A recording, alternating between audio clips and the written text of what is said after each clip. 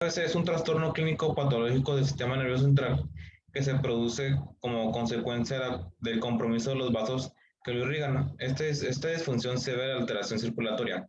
¿A qué me refiero con esto?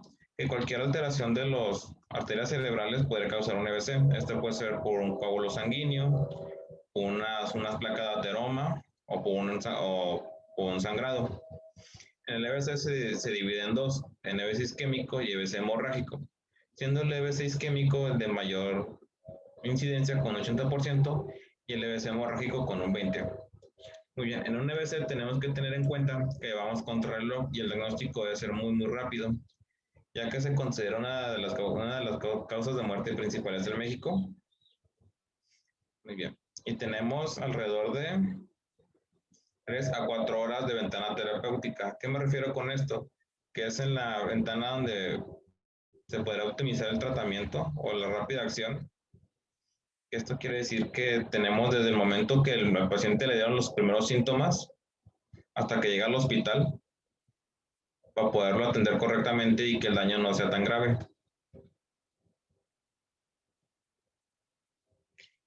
Muy bien, aquí tenemos dos tipos de EBC, el isquémico y el hemorrágico, como hemos dicho. Muy bien, el isquémico, por ser más común, sería trombótico.